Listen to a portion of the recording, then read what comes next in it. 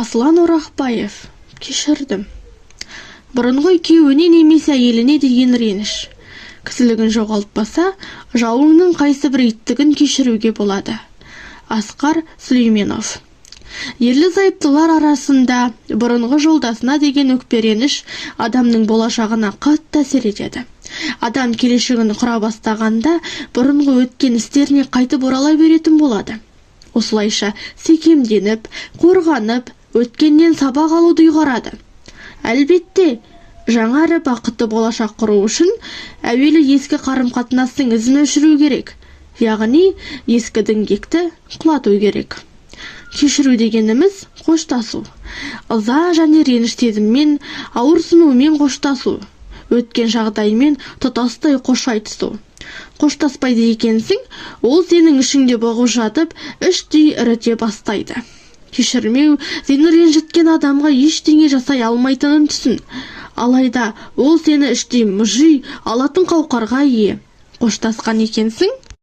Олай болса, оның артынан сөз айту, айыбын ашу мен кек сақтаудың түкке пайдасы жоқ екенін түсінуің керек. Өкпелі адамдардың тізімін осылай жалғастырып кете беруге болады. Алайда біз маңызды дегендеріне ғана тоқталдық. Реніштің денсаулыққа әсері. Кешірім гүлдердің хош иісі. Кейде өмірдегі жағдайларды өзіміз қалыптастырамыз.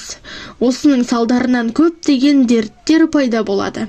Өйткені дұрыс емес ойлар, атап айтқанда қастасу, жек көру, тәкаппарлық, қызғаныш, өзін кінәлі сезіну, разы болмау, жиналып қалған жағымсыз әсерлер мен сезімдерден шығады. Және олар өте қауіпті келеді. Бір ғана мен жақсы көрмейді деген ойдың өзі түрлі ауруға себеп болмақ. Өйткені осы қорқыныш сезім өмірге қажет энергия көзін бұғаттап тастайды.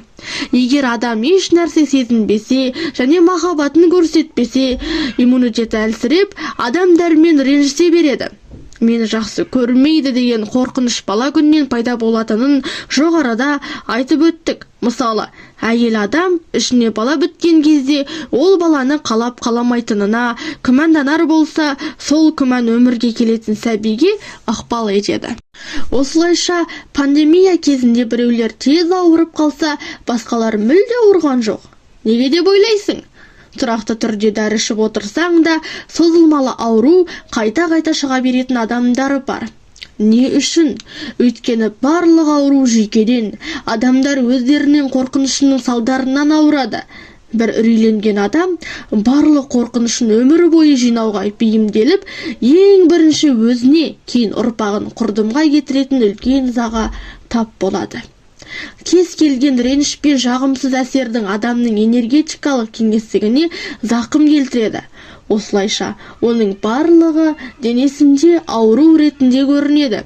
Еркін әрі бақытты болу, немесе қорқу әрі ренжіп өту. Қайсысын таңдайсың?